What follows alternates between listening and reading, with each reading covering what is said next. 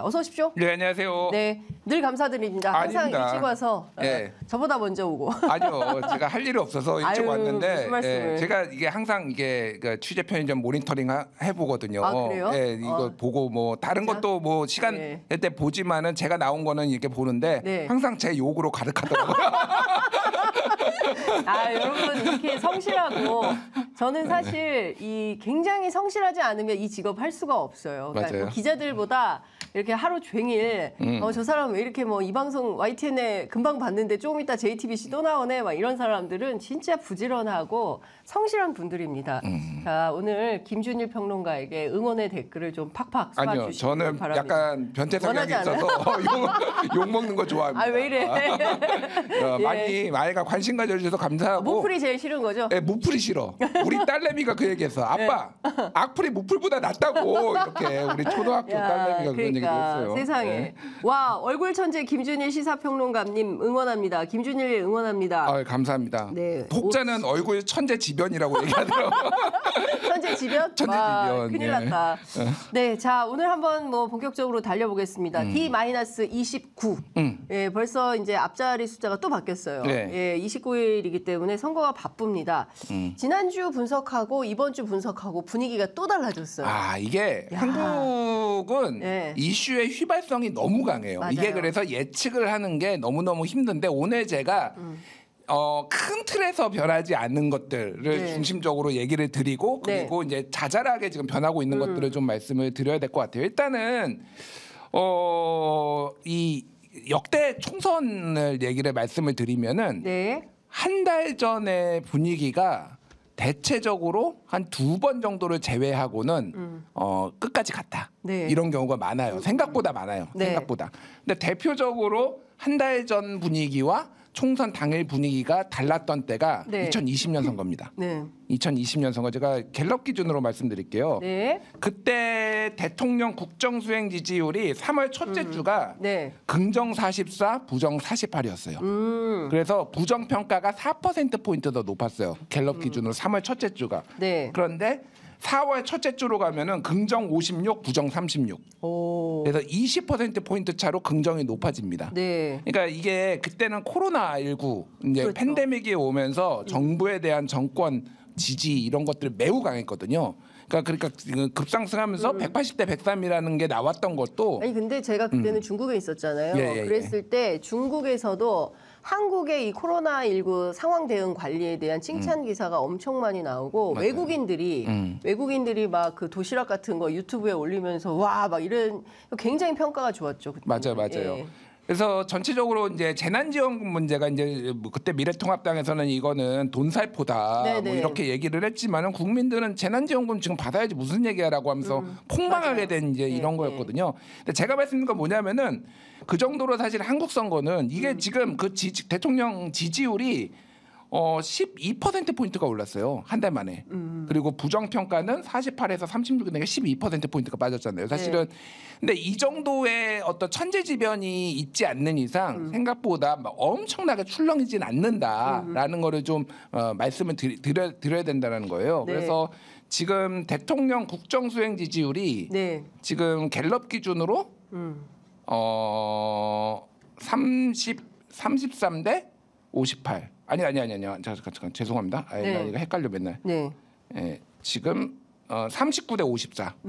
그러니까 15%포인트 차가 나고 있어요. 이제 긍정이 39, 54가 부정인 거죠. 예. 아까 전에 그러니까 문재인 대통령 같은 경우에는 네. 그 반대. 부정이 더 높았지만 한 달 전에 네. 4%포인트 차밖에 안 났기 때문에 사실은 극복이 가능한. 그러니까 극복이라기보다는 변수가 안 되는 거야. 4%포인트는 오차범위 내예요. 그러니까. 예. 그러니까 이거는 근데 제가 말씀드린 건 뭐냐면 39대 54면은 15%포인트거든요. 예. 어떤 여론조사를 보든 그게 여론조사 꽃이든 갤럽이든 뭐 한국리서치든 KSOI든 공정이든. 뭐 공정이든 뭘 보든 비슷하다. 긍정과 부정 대통령의 긍부정 격차가 15%포인트 안팎입니다. 아. 모든 이거는 예. 전화 면접 ARS 이거 할 것 없이. 똑같이. 그러니까 제가 말씀드린 건 뭐냐면은 큰 틀에서의 정권 심판론은 흔들리지 않고 있어요. 맞습니다. 예, 그게 가장 핵심 포인트예요. 네. 그렇기 때문에 뭐 뒤에 다시 좀 설명을 드리겠지만은 제가 이번 선거에서 가장 이게 크게 그러니까 대통령이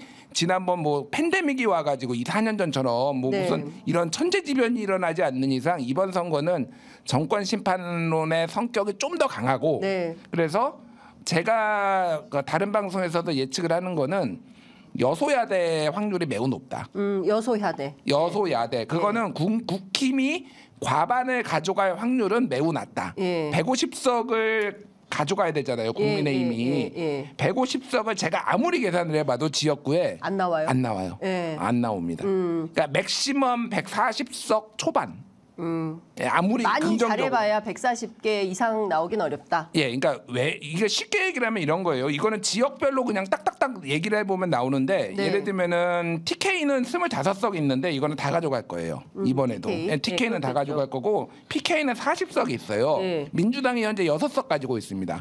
여기에서 줄어들더라도 한두 석이에요. 네. 그러니까 그냥 비슷하게 6석 빼고 그러면 서울은 4석 가져간다고 보면 되고 네. 서울이 지난번에 41대 8이었는데 네. 그거보다는 좀 더 가져간다라고 보면은 서울이 줄었어요. 지금 48개로. 예. 그러니까 49에서 48로 그렇죠. 줄었기는 어쨌든 예. 이거를 예를 들면은 뭐 32대 16 정도로 이제 잡는다. 매우 이제 긍정적으로 보수적으로. 보수 쪽으로 보수가 한 8석 정도 더 증가한다라고 또 하더라도 예. 경기도 쪽이 그 대통령 긍부정 평가가 갤럽 기준으로 30% 포인트가 나거든요. 네. 그러니까 다른 데보다 차이가 훨씬 커요. 부정이 굉장히 높아요. 네. 다른 지역보다. 네. 그러니까 호남을 빼놓고는 제일 높아요. 그러니까 네. 경기도가. 경기도. 그러니까 경기도 쪽에는 사실은 국민의힘이 승산이 별로 없다. 지난번보다 몇 석 정도 더 가져간다라고 이거하고 충청도 같은 경우에 28석이 있는데 네. 원래 충청도는 지난번 선거를 빼놓고는 항상 반반이었습니다. 예. 그러니까 이거를 반반이라고 지금 왜냐하면 국민의힘 지지율이 상대적으로 더 높아요. 네. 뭐 이런 거를 다 계산을 다 더해보면은 그 제일 희망적인 시나리오가 140대 초반 정도 나와요. 네. 국민의힘이. 그러니까 그거보다 안 나올 수도 있고 제가 네. 말하는 거니까 제가 말하는 거는 저는 매우 한 90%의 확률로 여소야대. 여소야대. 그러니까 민주당과 뭐 조국혁신당과 나머지 정당을 다 합치면은 150석이 넘을 거다. 네. 근데 민주당이 일당될지는 지금 사실 솔직히 잘 모르겠어요. 근데 전반적으로 지금 추세를 보면 첫째 정권 심판론이 강고한 흐름이 사실 이것은 처음부터 이 윤석열 정부 굉장히 이른 시간부터 이걸 조사를 시작했거든요. 맞아요. 예, 그래서 보면 꽤 오랫동안 이 트렌드가 이어지고 있다. 이게 크게 출렁이는 변화는 없다. 그리고 두 번째는 뭐 지역별로 다 조사를 해봐도 아무리 보수적으로 잡는다 하더라도 국민의힘이 140석 이상을 하기는 어렵다. 그러니까 140 초반까지는 나오더라고요. 예, 진짜 예. 긍정 희망 그래서, 회로를 돌리면은. 그래서 예, 예. 과반은 불가능할 거고 그러면 이거를 민주당이 전석을 다 석권하느냐 그렇지는 않을 거다. 왜냐하면 지금 민주당, 조국혁신당, 개혁신당, 새로운미래 뭐 등등의 야권의 정의당도 있잖아요, 정의당도 있고 야권의 정당들이 쭉 있기 때문에 이 정당들을 뭐 또 무슨 비례연합당도 있고 그걸 다 합치면 전반적으로 여소야대 가능성이 매우 높다.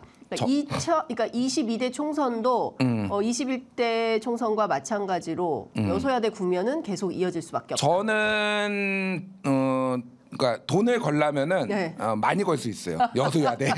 얼마 갈 거예요? 얼마까지 되는데 얼마까지 받아주는데. 많이 건다 그래서. 내가 회식 쏠게. 여소야대 안 되면은 여기 팀 다 전원 회식. 전원 회식. 한우로. 와, 투뿔 한우로. 박수 치고 있어요. 그래서 김준일이 한우 쏜다. 갑자기 네. 국민의힘 지지하고 그러시는 거 아니죠? 갑자기 뭐 한우에 팔아 넘기는 거 아니겠지 설마? 예, 그러시면 안 됩니다. 예. 예. 자, 보겠습니다. 우선 지금 그 말씀을 계속 해주신 것처럼 국민의힘은 이번 총선 슬로건이 국민의힘이 합니다. 지금 합니다. 이거예요. 민주당 선대위 정식 명칭은 정권심판 국민승리 선거대책위원회. 그리고 이채 양명주 뭐 이러면서 이제 윤석열 정부 5대 실정을 부각시키겠다. 이제 이런 건데요. 여론조사 꽃 조사 볼 수 있습니까? 여론조사 꽃 조사를 보면 지금 CATI 그래서 이거는 전화 면접이고요. 하나는 ARS 조사인데요. 그 내용을 좀 보겠습니다. 그걸 좀 띄워주시면 좋을 것 같고요. 자, 그러면 윤석열 정권 안정을 위해서 여당의 힘을 실어줘야 한다가 37.9. 그다음에 윤석열 정권 심판을 위해 야당의 힘을 실어줘야 한다가 54.3. 4. 잘 모르겠다가 7.7. 그다음에 뒤에 밑에 ARS는 마찬가지로 이제 여당에 힘을 실어줘야 된다는 게 42.5 그리고 아니다.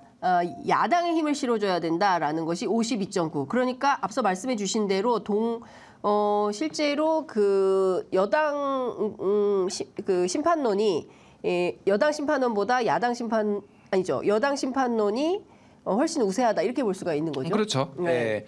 이게 지금 오히려 그 ARS가 더 격차가 좁잖아요. 그러네요. 예, 그게 무슨 얘기냐면은 중도층이 네. 오히려 이 지금 윤석열 정부에 대해서 상당히 부정적으로 보고 있다라는 ARS는 정치 고관여층이잖아요. 네, 네. 그러니까 예, 예. 응답을 열심히 하시는 분들이 지금 상대적으로 8% 포인트 아니 10% 포인트밖에 안 나잖아요. 네, 네. 그러니까 대통령 긍부정 평 그 차이하고 대략 비슷합니다.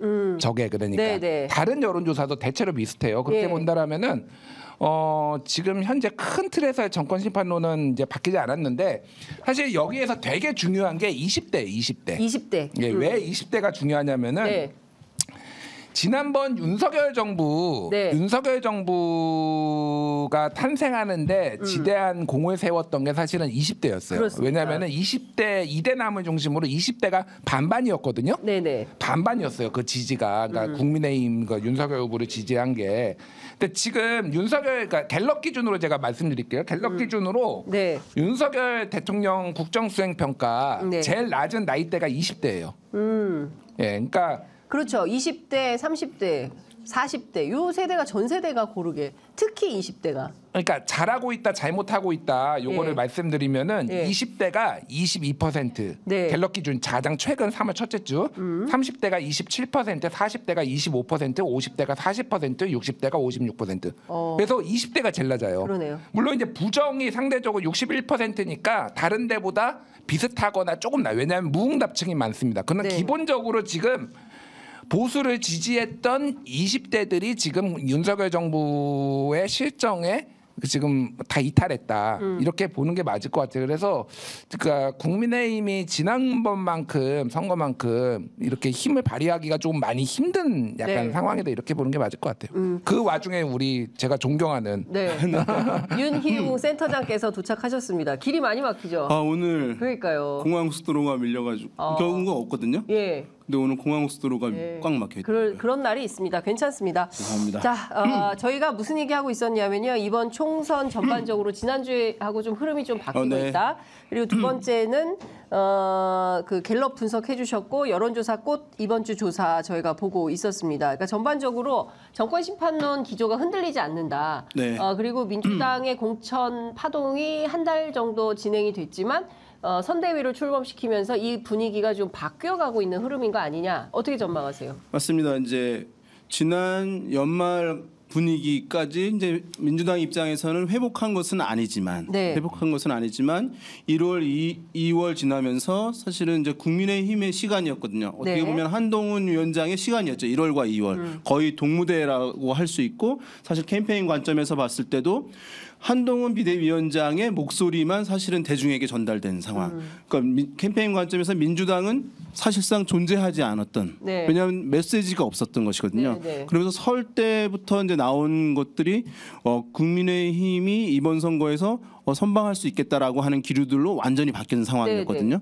근데 지금 이제 3월 되면 지난주부터 그 하늘 아래 이제 새 것이 없는 것이니까 네. 사실은 이제 거의 다 사실 나온 것 같아요. 국민의힘에서의 캠페인에서 써먹을 수 있는 자원들 그런 것들은 나온 상황인데 민주당이 집중적인 공격을 받다가 임종석 비서실장이 어쨌든 당의 입장을 네, 예. 존중한다고 하는 네, 기류로 틀어막은 점이 저는 이제 상당히 긍정적인 측면들. 그러니까 현재 민주당 지지층이지만 지금의 체제에 좀 불만이 있던 사람들도 그것을 감수하게 되는 효과가 있었던 것 보이고 또 한 가지는 조국 혁신당의 효과가 제법 컸던 것 같아요. 뭐냐 하면 조국 혁신당은 굉장히 이제 어떤 개혁적인 마인드 더 클 거 아닙니까? 네. 만약에 검찰 개혁이든 이런 것들. 네. 그런데 이 층들이 마찬가지로 민주당 체제에 대해서는 좀 아쉬움이라든가 불만들을 가지고 있었을 텐데 조국 신당이 출연함으로 인해서 이분들이 적극적으로 의사 표출을 하게 되고 침묵하지 않게 되고 하면서 어떤 지지 표출을 하게 되면서 전반적으로 정권에 대한 견제 심판 기류가 일정 부분 이제 복원되는 흐름으로 지난주부터 약간 바뀌는 흐름들을 확인되고 있다라고 보이고요. 어떤 정당 지지율에서는 여전히 이제 차이가 있긴 해요. 국민의힘의 정당 지지율이 높고 더불어민주당의 지지율이 낮은 상황인데 네. 조국신당, 조국혁신당의 정당 지지율 합치면 사실 차이가 없는 상황이 거의 돼버린. 비슷한? 예. 그래서 이제 여권 야권 기류로 보게 되면 지금 이제 보시게 되는데요. 네, 저거 조국신당이 현재 지지하는 정당이에요. 미터 조사인가요? 아니요, 한국갤럽 조사인데요. 조사. 비례를 투표할 것이냐가 아니라 지금 현재 당신이 지지하고 있는 정당 어디냐. 네. 근데 보면 더불어민주당 31%잖아요. 네. 조국신당 6%예요. 네, 비례로 물으면 더 많이 나오죠. 예. 근데 합치면 37, 37이 같은 것이니까. 동률이네요. 그러면 지금 이 기류를 본다면 또 이제 추가적으로 좀 봐야 될 것 같습니다. 이번 네. 주에 나오는 것들이 그렇지만은 최근에 이제 과도하게 전망됐던 부분들 있잖아요. 국민의힘 여당이 이번에 압승을 거둘 것이다. 네. 170석 이상에 갈 것이다라고 하는 어떤 전망들은 업무노. 제법 좀 약간 그러니까 아직은 그것을 단정할 수 없는 상황이 돼버려서 지금은 팽팽한 상황이어서 네. 어쨌든 선거의 결과를 섣불리 얘기할 수 없는 상황이라고 보는 것이 지금은 합리적이라고 왜냐하면 지표상으로 봤을 때는 그러니까 여론조사 지표가 아니라 네. 또 다른 무언가를 가지고 얘기하시는 분들이라고 하면 또 나름 근거가 있다고 할 수 있을 텐데 지금 변화되는 이제 지표로 봤을 때는 아직 총선이 이제 끝난 상황은 아니다라고 보는 것이 합리적일 것 같습니다. 네. 그러니까 아니 난 요 얘기는 좀 해야 돼. 그러니까 왜 네. 그러냐면은 그 실명은 뭐 얘기 안 하겠지만은 뭐 엄모 씨하고 최모 씨가 170석과 165석 국민의힘 네. 의석을 예상을 했어요. 네. 제가 두 가지를 비판을 하는데 하나는 그 얘기가 나왔던 시점이 공천도 안 끝나는 상황이었어요. 후보가 안 정해졌어요. 후보가 정해져야지 대략적으로 이 후보 경쟁력도 대충 보고 뭐 이렇게 봐야 될 거 아니에요. 그러니까 네. 그러니까 뭐 어떤 이슈로 출렁이는 거 말고 후보도 안 정해졌는데 이거를 지금 상황에서 170석이다 165석이다 이렇게 얘기를 하는 게 이제 말이 안 된다라는 거 첫 번째. 그러니까 이거는 이제 사자의 영역이다. 제가 보기에는 네. 제가 굉장히 조심스럽게 항상 얘기를 하는 이유가 그거고 두 번째는 제가 아까 전에 얘기했듯이 저는 제가 나름의 근거가 있거든요. 어느 지역에서 몇 석을 가져가고 몇 석을 가져가고 이거를 합치면 이렇게 될 것이다라고 데이터를 보고 얘기를 했어요. 그래서 아까 전에 얘기했듯이 충청은 반반을 가져가는 상황, 그리고 뭐 일단 TK는 국민의힘이 다 가져가는 상황, 뭐 PK는 예를 들면 40석 중에서 지금 민주당이 6석 가지고 있는데 뭐 거기에서 2석을 더 뺏어 온다고 하면은 뭐 예를 들면 이런 가정이 있어야 됐잖아요. 어떤 근거로 170석을 얘기하시는지 제가 이해를 못 하겠어요. 그러니까 숫자가 안 나와요. 제 계산으로는 170석은 나올 수가 없어요. 네. 170석이 나온다는 건 무슨 얘기냐면은 쉽게 얘기를 하면은 2008년에 서울이 48석이었거든요. 네. 그때 한나라당이 40석 가져가고요. 민주당이 7석 그리고 한국당 창조한국당이 네, 한 석. 창조한국당. 그래서 하여간 40대 8이었어요. 대충 보면은. 이제 그 정도 돼야 되는 거예요. 그러니까. 그 분위기는 아니다. 그러니까 예. 이게 좀 나를 납득시켜봐 제발 그분들 이상한 얘기 좀 하지 말고 제발 그러니까 좀. 근데 네. 저는 제가 지금 진행자로서 조금 저도 좀 불만을 제기하자면 언론이 너무 그런 걸 물어요. 그러니까 잘 모를 수 있어요. 그럴 때 뭐 무슨 뭐 다들 도사님들이 아니잖아요. 근데 이제 그런 것 없는데 막 그런 걸 묻는 것도 저는 조금 좀 언론들이 좀 자중할 필요가 있겠다라는 생각도 좀 듭니다. 온라인 되면서 뭐 자극적인 뭐 것이 자극적인 장사가 되는 제목을 것이고요. 뭐 올려야 시청자들이 또 그걸 클릭을 네. 하고 하니까 그러는데 이렇게 생각해 볼 수 우리 있어요. 모두 이제. 좀 자중합시다. 그러니까 한 달도 더 남은 지금 이제 한 달을 네, 들어왔지만 29일입니다. 만약에 한 달 정도 남은 상황 또 그 이전에 선거 결과가 이렇게 될 것이다라고 나름대로 어떤 흐름이 이런 방향으로 가지 않겠냐라고 얘기할 수 있는데 네. 몇 석이다 이렇게 단정적으로 얘기하는 것은 그러면은 그 한 달 동안 네. 선거의 가장 귀재들은 어디겠어요? 정당이라고 볼 수 있잖아요. 정당이 선거 운동을 할 필요가 없죠. 네.